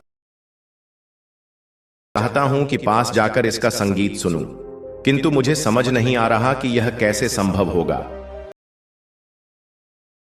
यदि आप इनके सामने गए तो दारोगा आपको इन साधारण वस्त्रों में भी पहचान लेगा और भय से यह दोनों भी आपके भय के कारण गाना बंद कर देंगे। राजा ने कुछ सोचकर कहा, मैं रुको, मैं बाहर जा रहा हूं, मेरे लौटने तक प्रतीक्षा करना। राजा उद्यान से बाहर निकल भी उन्होंने देखा कि एक मछुआरा 4-5 बड़ी मछलियां लेकर नदी की ओर जा रहा था। डरो मत, मैं तुम्हें अच्छा इनाम दूंगा, बस मेरे वस्त्र पहन लो और अपने वस्त्र मुझे दे दो। फिर चुपचाप वैसा ही किया। राजा ने मछुआरे के वस्त्र धारण कर लिए और 2 बड़ी मछलियां लेकर पुनः उद्यान। वसुदेव और जयेंद्र ने राजा को इस नए रूप में देखा तो वे भी पहचान नहीं पाए। मंत्री ने समझा है जो कुछ इनाम लेने आया है। मंत्री ने संकोच पूर्वक कहा, तुम शील खिलाकर हंस पड़े और बोले, जब तुम मुझे इस वेश में नहीं पहचान पाए तो कोई और भी। मंत्री ने उत्तर दिया, आप सही कह रहे हैं महाराज, अब बिना किसी झिझक के बारादरी की सुनिए। राजा मछुआरे के वेश में 2 मछलियां लेकर ऊपर पहुंचे और द्वार खटखटा। कौन है? राजा ने अत्यंत झुककर प्रणाम करते हुए कहा, मालिक, मैंने सुना है कि आपने अपने मित्रों के लिए दावत रखी है, इसलिए आपकी सेवा में 2 उत्तम मछलियां लेकर आया हूं। उचित सत्कार कर सकें। दारोगा नशे में था, उसने राजा को पहचान नहीं पाया और बोला, जो इस तरह रात में घूम रहा है। फिर उसने कहा, अच्छा, आओ और दिखाओ कि क्या लाए हो। दारोगा को सौंप दी। पद्मिनी को वे बहुत पसंद आई। उसने दारोगा से कहा, यदि इन्हें भून। दारोगा ने तुरंत आदेश दिया, प्रभाकर, तुरंत बावर्ची खाने में जाओ और इन मछलियों को भून। बहुत अच्छा सरकार। राजा नीचे आए और वसुदेव तथा जयेंद्र से बोले के भूने। वसुदेव, जो पाक कला में निपुण था, तीनों को लेकर रसोई घर गया। उन्होंने तेल मछलियों को अच्छी तरह साफ किया और उन्हें स्वादिष्ट रूप से भून दिया। इसके बाद उन्होंने मछली के टुकड़ों ऊपर ले आए। तीनों ने अत्यंत स्वाद लेकर मछलियों का सेवन किया, क्योंकि वसुदेव से तैयार किया था। पद्मिनी ने आनंद पूर्वक कहा, सच कहूं तो मैं कभी नहीं खाई। अनुराग को भी मछलियों का स्वाद अत्यंत भाया। हृदय और भी प्रसन्न हो गया। उसने अपने पास रखी स्वर्ण मुद्राओं की थैली निकाली और मछुआरे हुए कहा, देखो भाई, मेरे पास जो कुछ भी था वह अब तुम्हें सौंप दिया।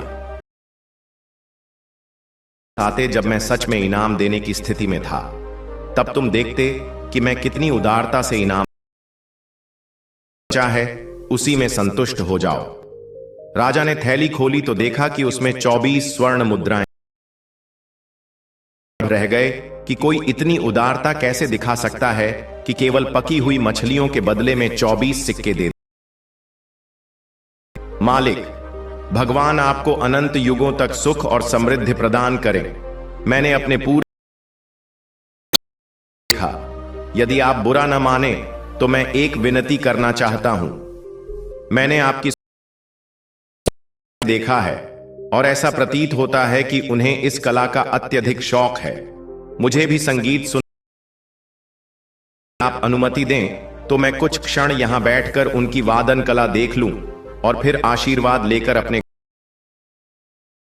समय अत्यंत उदार मनोदशा में था। उसने पद्मिनी से कहा, चलो इस बेचारे को भी कुछ सुनने दो, मिलता होगा। पद्मिनी पर मदिरा का प्रभाव था और स्वादिष्ट भोजन ग्रहण करने के बाद वह अत्यंत, अब मैं अपना संपूर्ण कौशल दिखाऊंगी। उसने बांसुरी उठाई और इतनी कुशलता से भी त्रुटि नहीं थी। राजा ने उसकी कला की अत्यधिक प्रशंसा की। इसके पश्चात गाना प्रारंभ किया। राजा ने पूरे मन से उसकी सराहना करते हुए कहा, मालिक, प्रतिभाशाली महिला कभी नहीं देखी। इसमें संगीत की विलक्षण निपुणता है और इसकी वाणी को, ऐसा प्रतिभाशाली व्यक्ति संसार में अत्यंत दुर्लभ है। आप वास्तव में सौभाग्यशाली हैं। हुई है। अनुराग की आदत थी कि यदि कोई उसकी किसी वस्तु की अत्यधिक प्रशंसा करता तो सौंप देता। पद्मिनी उसकी सेविका थी, अतः उसने सहजता से कहा, यदि है तो इसे अपने साथ ले जा सकते हो। मैंने इसे आज ही तुम्हें सौंप दिया। तुम तो संगीत के पारखी हो, करोगे। यह सुनकर पद्मिनी के हृदय में गहरी वेदना उत्पन्न हुई। उसने यह सोचकर गहरी स्वामी के स्थान पर एक मछुआरे के साथ जीवन बिताना पड़ेगा। अनुराग उठकर जाने लगा। मालिक, जाने से पहले मेरा एक गीत तो सुन लीजिए। अनुराग रुक गया। विरह गीत गाया जिसका भाव था, मुझे अपने पास ही रखो, मछुआरे के हवाले मत करो। परंतु वह विवश था। वह दिए हुए उपहार को वापस लेने की बात कैसे कर सकता था? क्या यह स्त्री आपकी दासी है? उसके स्वर में गहरी सहानुभूति झलक रही थी। अनुराग ने गहरी सांस खाकर, तुम केवल इतना सुनकर ही चकित हो गए? यदि मेरी पूरी कहानी सुनो। इसके बाद अनुराग ने अपने जीवन की संपूर्ण कथा राजा को सुनाई। मछुआरे के, अब आप कहां जाएंगे और क्या करेंगे? अनुराग ने उत्तर दिया, जो भी भगवान की इच्छा होगी। गंभीर स्वर में कहा, आप कहीं मत जाइए, वापस चंद्रपुर लौट जाइए। मैं वहां के महाराज के लिए इसे वह राजा वीरेंद्र सिंह को सौंप देगा। इससे आपके सभी कष्ट दूर हो जाएंगे। अनुराग, तेरा दिमाग तो ठीक है। राजा और एक साधारण मछुआरे में कितना अंतर है? राजा वीरेंद्र, राजा ने मुस्कुराते हुए कहा, तुम नहीं जानते, राजा वीरेंद्र सिंह मेरा बचपन का मित्र है। लिए बुलाया, परंतु मैंने उसका उपकार लेने के बजाय अपने पारिवारिक कार्यों को प्राथमिकता दी। पत्र लेने को तैयार हो गया। राजा ने कलम और कागज लिया और पत्र लिखा, मैं विक्रम सिंह अपने चचेरे भाई वीरेंद्र सिंह, जो चंद्रपुर का शासक है, को यह आदेश देखते ही मंत्री विद्याधर के पुत्र अनुराग को, जिसके हाथ यह पत्र भेजा जा रहा है, चंद्रपुर गद्दी पर बिठा दो। इस आदेश की अवहेलना नहीं की जानी चाहिए। राजा ने पत्र को बंद किया और वसुदेव को राजसी मुहर लगा दी। फिर वह पत्र अनुराग को सौंप दिया गया। जब राजा मछलियां भूनने गया था कि राजमहल से राजसी वस्त्र लाने के लिए वह पोशाक भी आ चुकी थी। राजा ने आदेश पर प्रतीक्षा करना, और जब मैं दरवाजे पर हाथ मारूं तो तुम सैनिकों के साथ राजसी पोशाक। इस बीच बूढ़ा दारोगा नशे में यह सब देख रहा था। जब अनुराग पत्र रोते हुए सीढ़ियों के दरवाजे तक गई, फिर लौट आई। दारोगा की शंका और राजा की कहा, प्रभाकर, तू तो एक साधारण मछुआरा है। तेरी 2 मछलियों की कीमत 2, लेकिन इसके बदले में तूने इतने सिक्के और इतनी सुंदर तथा गुणवान स्त्री प्राप्त कर ली। इसमें से आधा मुझे दे दे, नहीं तो मैं तुझे बड़ी मुसीबत में डाल दूंगा। राजा ने मुस्कुराते हुए पता कि थैली में सिक्के हैं या कुछ और। चलो, जो भी होगा आधा आधा बांट लेंगे की आशा मत रखना। यह अब मेरी संगिनी है और मैं इसे अपने पास ही रखूंगा। अब चाहो तो दारोगा पूरी तरह नशे में था। मछुआरे की यह बात सुनकर उसका क्रोध सातवें पास रखी चीनी मिट्टी की तश्तरी उठाई और बिना कुछ सोचे समझे राजा के सिर पर दे मारी। स्वयं को बचा लिया। तश्तरी दीवार से टकराकर चकनाचूर हो गई। अब दारोगा और कोठरी में गया ताकि वहां से कोई भारी लकड़ी उठाकर मछुआरे को दंड दे सके। इसी बीच राजा ने यह देखकर जेंद्र और 4 सेवक तुरंत छत पर आ गए। वहां एक छोटा सिंहासन रखा था। गए उनके पीछे चारों ओर सेवक खड़े हो गए। एक ओर वसुदेव था और दूसरी ओर बारादरी की छत पर एक लघु राज दरबार सज गया। इधर बूढ़ा दारोगा लकड़ी लेकर जब उसने ऊपर देखा तो वहां कोई मछुआरा नहीं था, बल्कि उसने देखा कि राजा सिंहासन पर आसीन है। मली यह देखने के लिए कि यह सपना है या वास्तविकता। कुछ क्षणों के बाद राजा ने मुस्कुराते हुए कहा, बड़े मियां, क्या हुआ? क्यों इधर उधर घबराकर देख रहे हो? अब दारोगा को एहसास हुआ कि असली मछुआरा तो स्वयं राजा ही थे। वह तुरंत राजा के चरणों में गिर पड़ा और अपनी दाढ़ी उनके जूतों पर मलते हुए अपने सभी अपराधों के लिए क्षमा याचना करने लगा। राजा ने शांत स्वर में कहा, तुम्हारे केवल एक नहीं बल्कि कई अपराध हैं। बाघ का द्वार खुला छोड़ना, अजनबियों के साथ मदिरा पान करना, दूसरों से मिली चीजों में अपना हिस्सा मांगना और जब ना मिले तो बलपूर्वक छीनने का प्रयास करना। लेकिन मैं तुम्हारी वृद्धावस्था और जीवन भर की निष्ठा को ध्यान में रखते हुए तुम्हें क्षमा करता हूं। परंतु ध्यान रखना, भविष्य में यदि ऐसी कोई गलती हुई तो क्षमा नहीं होगी। यह सुनकर पद्मिनी को भी समझ में आ गया कि बाघ का असली स्वामी स्वयं राजा ही है। अब उसे किसी मछुआरे के हवाले नहीं किया जाएगा। फिर राजा ने पद्मिनी से कहा, अब तो तुम्हें झांत हो ही गया होगा कि मैं कौन हूं। मैंने संपूर्ण जगत में अनुराग जैसा विशाल हृदय वाला कोई नहीं देखा, जो मात्र प्रशंसा पर अपनी सबसे प्रिय चीज तक त्यागने को तैयार हो जाता है। मैंने उसे पत्र के माध्यम से चंद्रपुर का महाराज नियुक्त कर दिया है। जब वह अपनी जिम्मेदारी संभाल लेगा तब मैं तुम्हें भी उसके पास भेज दूंगा। तब तक तुम मेरे राजमहल में सुरक्षित रहो। पद्मिनी की प्रसन्नता का ठिकाना नहीं रहा। राजा उसे अपने महल ले गए और अगले दिन अपनी रानी विद्यावती के हाथों सौंप दिया। उन्होंने रानी से कहा, इसका पूरा ध्यान रखना, क्योंकि यह चंद्रपुर के नए महाराज अनुराग की धर्मपत्नी है। कुछ दिनों में इसे उसी के पास भेजना है। उधर अनुराग एक जहाज में सवार होकर बिना किसी से मिले महाराज वीरेंद्र सिंह के दरबार में पहुंचा। उस समय वीरेंद्र सिंह मुकद्दमों के निपटारे में व्यस्त थे। अनुराग निडरता से आगे बढ़ा और कहा, आपके पुराने मित्र ने आपके लिए यह पत्र भेजा है। वीरेंद्र सिंह ने पत्र पर नजर डालते ही राजा की हस्तलिपि पहचान ली और श्रद्धा से उसे चूमा। फिर उन्होंने मंत्री दामोदर को पत्र पढ़ने के लिए दिया। जैसे ही दामोदर ने पत्र देखा, उसके पैरों तले जमीन खिसक गई।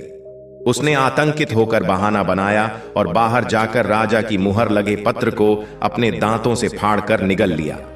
फिर वह वापस दरबार में आया और कहा, महाराज, इस पत्र में लिखा है कि अनुराग को चंद्रपुर का महाराज बना दिया जाए, किंतु यह पत्र मुझे जाली प्रतीत होता है। मुझे संदेह है कि अनुराग ने आपसे और मुझसे अपने अपमान का बदला लेने के लिए यह चाल चली है। अवश्य ही उसने राजा से हमारी शिकायत की होगी, किंतु राजा कोई नासमझ नहीं है जो किसी की बातों में आ जाए। यदि राजा वास्तव में यह पत्र भेजते तो वे मात्र यह लिखते कि इसे दंड न दिया जाए या कोई छोटा पद दिया जाए, परंतु वे एक निष्क्रिय व्यक्ति को चंद्रपुर का राजा कैसे बना सकते हैं। फिर उसने कठोर स्वर में कहा, अब आप अनुराग को मेरे हवाले कर दें। मैं स्वयं जाकर इस पत्र की सत्यता की जांच करूंगा। वीरेंद्र सिंह भी यह सोचकर असमंजस में पड़ गए कि कोई इतनी आसानी से अपना पद कैसे सौंप सकता है। इसलिए उन्होंने दामोदर की बात मान ली। दामोदर ने अनुराग को अपने महल ले जाकर उसकी बेरहमी से पिटाई करवाई। अधिक मारपीट के कारण अनुराग अचेत होकर भूमि पर गिर पड़ा। फिर उसे एक तंग बदबूदार कोठरी में डाल दिया गया। वहां दिन में केवल एक बार उसे सूखी रोटी के टुकड़े और थोड़ा पानी देने का आदेश दिया गया। जब अनुराग को होश आया तो उसने देखा कि वह इतनी कसकर बांधा गया है कि हिल भी नहीं सकता। उसे यह भी पता नहीं था कि वीरेंद्र सिंह को भेजे गए पत्र में आखिर लिखा क्या था। उसने रोते हुए चीख कर कहा, हाय प्रभाकर, मैंने तुझ पर अपना सब कुछ न्यौछावर कर दिया। अपनी संपूर्ण संपत्ति और अपनी प्राणों से भी प्रिय पद्मिनी तक दे दी, और तूने मेरे इस उपकार का यह उत्तर दिया। भगवान तुझे इस छल कपट के लिए कभी क्षमा नहीं करेगा। और मैं भी कितना मूर्ख था जो एक साधारण मछुआरे की बातों में आ गया। 6 दिनों तक दामोदर ने उसे इसी प्रकार कष्ट में रखा। वह चाहता था कि अनुराग की मृत्यु हो जाए। दामोदर स्वयं अनुराग को अपने महल में समाप्त करने का साहस नहीं कर पा रहा था। अंततः 7वें दिन उसने एक षड्यंत्र रचा। उसने बहुमूल्य उपहारों से भरी टोकरियां अपने सेवकों के सिर पर रखवाई और महाराज वीरेंद्र सिंह के समक्ष प्रस्तुत की। वीरेंद्र सिंह ने आश्चर्य से पूछा, यह क्या है? दामोदर ने चतुराई से उत्तर दिया, महाराज, यह बसरे के नए शासक ने आपको भेंट स्वरूप भेजे हैं ताकि आप उसे इस राज्य का राजा बना दें। वीरेंद्र सिंह का क्रोध फूट पड़ा। वह अभी तक जीवित है? मैंने तो सोचा था कि तुमने उसे समाप्त कर दिया होगा। दामोदर सिर झुकाकर बोला, महाराज, मुझे किसी को प्राण दंड देने का अधिकार नहीं है। वीरेंद्र सिंह ने व्यंग्यपूर्ण स्वर में आदेश दिया, तो अब मेरी आज्ञा का पालन करो, उसकी गर्दन काट दो। क्या वह मुझसे मजाक कर रहा है? दामोदर ने क्रोध में दांत पीसते हुए कहा, महाराज, आपकी आज्ञा मेरे सिर माथे पर, किंतु मैं चाहता हूं कि उसका वध सार्वजनिक रूप से हो ताकि मैं अपने सार्वजनिक अपमान का प्रतिशोध ले सकूं। वीरेंद्र सिंह ने कुछ सोचकर इसे स्वीकार कर लिया। शीघ्र ही नगर में घोषणा करवाई गई कि अगले दिन चौराहे पर अनुराग का सिर धड़ से अलग कर दिया जाएगा, क्योंकि उसने मंत्री का अपमान किया था। दामोदर ने अत्यंत अपमानजनक तरीके से अनुराग को एक अंधे घोड़े पर बिठाकर वध स्थल तक ले जाने का आदेश दिया। अनुराग ने क्रोधित होकर कहा, बूढ़े पापी, तूने छल और कपट से मुझे यहां लाया है। याद रख, भगवान निर्दोष के रक्त को बहाने वाले को कभी क्षमा नहीं करेगा। दामोदर ने क्रोध से दांत पीसते हुए उत्तर दिया, दुष्ट, तू इस प्रकार सबके सामने मेरा अपमान कर रहा है। खैर, अब तुझे अपनी करनी की सबसे बड़ी सजा मिलने ही वाली है। अनुराग को नगर के बीचों बीच स्थित चौराहे पर लाया गया, जहां अपराधियों को दंड दिया जाता था। झल्लाद ने कहा, मुझे तुम्हारे पिता के समय की याद है। मैं तुम्हारा सेवक रहा हूं, किंतु अपने कर्तव्य के कारण विवश हूं। यदि तुम्हारी कोई अंतिम इच्छा हो तो बताइए। अनुराग ने सिर उठाकर कहा, मुझे बस एक घूंट जल चाहिए। झल्लाद ने तुरंत एक सेवक से पानी मंगवाया। अनुराग धीरे धीरे जल पीने लगा। इसी बीच दामोदर अधीर होकर चिल्लाया, तुम इतनी देर क्यों कर रहे हो? तुरंत इसका वध क्यों नहीं कर देते? जनता में मौजूद लोग मंत्री की निर्दयता पर उपहास करने लगे, किंतु उसे कोई फर्क नहीं पड़ा। झल्लाद ने मंत्री को क्रोधित होते देखा तो उसने तलवार निकाल ली।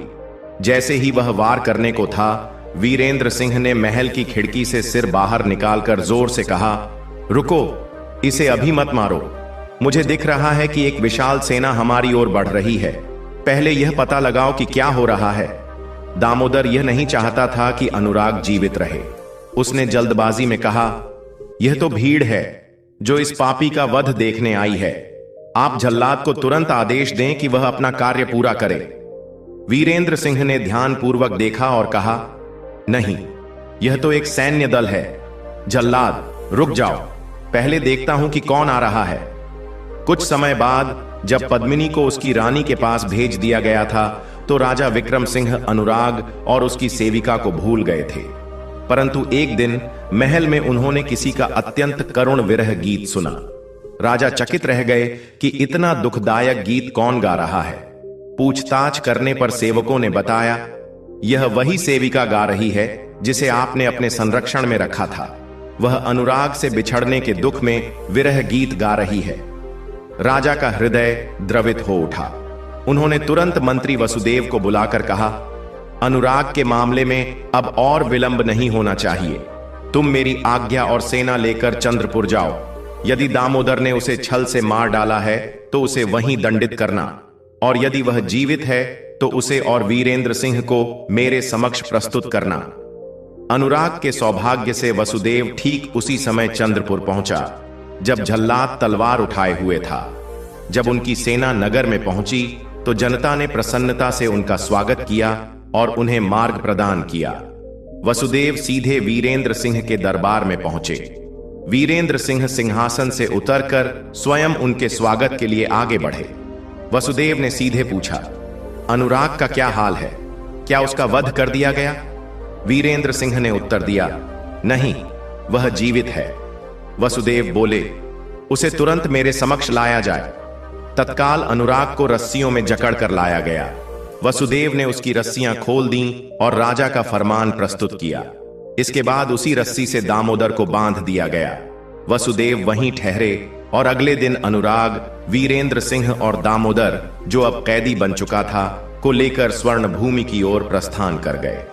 वहां पहुंचने पर राजा विक्रम सिंह को पूरी घटना सुनाई गई। राजा ने अनुराग से कहा, अनुराग, तुम पर भगवान की असीम कृपा है। यदि वसुदेव थोड़ा भी देर करता तो तुम मारे जाते। अब मैं तुम्हें आदेश देता हूं कि तुम अपने इस पुराने शत्रु को दंड दो। अनुराग ने भूमि को चूमते हुए कहा, महाराज, इसमें कोई संदेह नहीं कि यह मेरा पुराना शत्रु है, परंतु यह इतना बड़ा पापी है कि मैं अपने हाथों को इसके रक्त से दूषित नहीं करना चाहता। कृपया मुझे क्षमा करें। राजा मुस्कुराते हुए बोले, तुम सचमुच महान और क्षमाशील हो। यदि तुम नहीं चाहते तो स्वयं इसका वध मत करो। यह कहकर राजा ने झल्लाद को संकेत दिया। झल्लाद ने तुरंत तलवार उठाई और एक ही वार में दामोदर का सिर धड़ से अलग कर दिया। इसके बाद राजा ने अनुराग से कहा, अब तुम चंद्रपुर के नए महाराज बनने के लिए तैयार हो। अनुराग ने हाथ जोड़कर कहा, महाराज, यह आपकी महान कृपा है, किंतु मैं उस अशुभ नगर में नहीं लौटना चाहता। मुझे आपके चरणों में रहने की अनुमति प्रदान करें। राजा ने अनुराग की विनम्र प्रार्थना को स्वीकार कर लिया और उसे एक विशाल जागीर तथा शानदार महल प्रदान कर अपना दरबारी बना लिया। साथ ही उन्होंने पद्मिनी को भी उसकी जीवन संगिनी के रूप में सौंप दिया। राजा वीरेंद्र सिंह से भी नाराज थे कि उन्होंने उनके प्रथम आदेश का पालन क्यों नहीं किया, किंतु वसुदेव ने उनकी ओर से विनती करते हुए कहा, महाराज, इसी कारण अंततः अनुराग की हत्या टल गई। इस पर राजा ने वीरेंद्र सिंह को क्षमा कर दिया और उसे पुनः उसके पद पर बहाल कर दिया। इस प्रकार सत्य, न्याय और धर्म की विजय हुई। सच ही कहा गया है, सत्य संकट में पड़ सकता है किंतु कभी पराजित नहीं हो सकता। प्रिय दर्शकों, अभी कथा यहीं खत्म नहीं होती। अभी हम यह भी जानेंगे कि बेटी के घर भोजन करने से माता पिता को कौन से 3 प्रमुख पाप लगते हैं।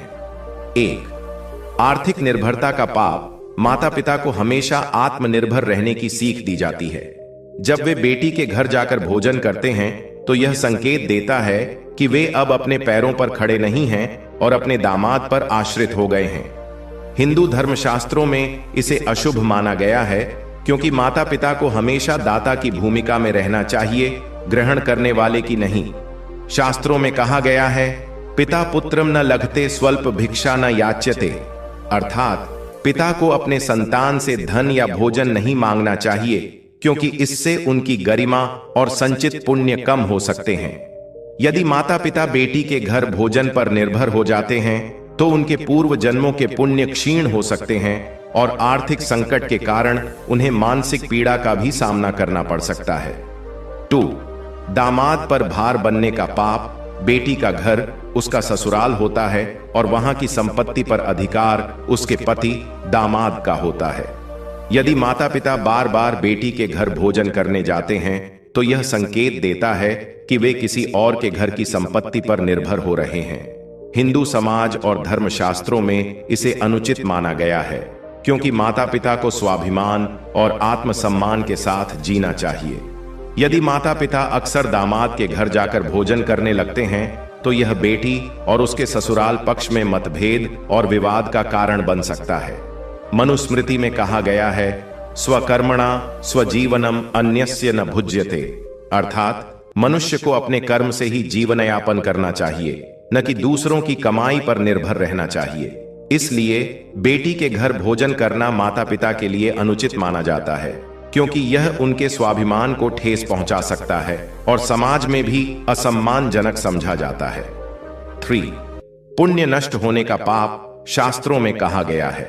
माता पिता अपनी संतान के लिए देवताओं के समान होते हैं और उनका कर्तव्य है कि वे आशीर्वाद देने वाले बने रहें, न कि किसी से कुछ मांगने वाले। जब माता पिता बेटी के घर भोजन करते हैं तो इसे पुण्य नष्ट करने के समान माना जाता है। कारण बेटी पर माता पिता का आरण होता है और वह जीवन भर उनका कर्ज चुकाने की कोशिश करती है। अगर माता पिता बेटी के घर भोजन करते हैं तो यह उनके द्वारा संचित पुण्यों की हानि का कारण बन सकता है। महाभारत में कहा गया है, माता पिता यथेच्छति तन्मात्रा धर्म उच्यते, अर्थात माता पिता को अपने जीवन के उत्तरार्ध में भी आत्मनिर्भर और गरिमामय जीवन जीना चाहिए, न कि अपनी संतान पर निर्भर होना चाहिए। इसका आध्यात्मिक पक्ष भी यह कहता है कि माता पिता को सदा संतान को देने की आदत डालनी चाहिए, न कि उनसे कुछ ग्रहण करने की। यदि वे बार बार बेटी के घर भोजन करने लगते हैं तो यह उनके लिए आध्यात्मिक पतन का कारण बन सकता है। क्या यह नियम आज भी लागू होते हैं? समाज बदल चुका है और आज की बहुत सी बेटियां अपने माता पिता की पूरी जिम्मेदारी उठाने में सक्षम हैं।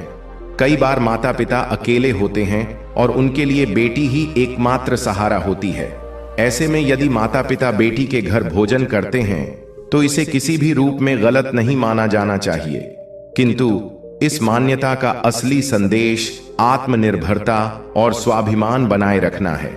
माता पिता को चाहिए कि वे अपनी आर्थिक स्थिति को मजबूत बनाए रखें ताकि उन्हें अपने बच्चों या दामाद पर निर्भर न रहना पड़े। साथ ही रिश्तों में संतुलन बनाए रखना भी आवश्यक है ताकि बेटी और उसके ससुराल पक्ष में कोई अनबन ना हो। बेटी के घर भोजन करने से जुड़ी यह मान्यताएं धार्मिक और सामाजिक संदर्भों में दी गई हैं। हालांकि आज के समय में हर परिवार की परिस्थितियां अलग होती हैं। इस मान्यता का मुख्य उद्देश्य माता पिता को आत्मनिर्भर और स्वाभिमानी बनाना है, न कि उन्हें बेटी से दूर करना।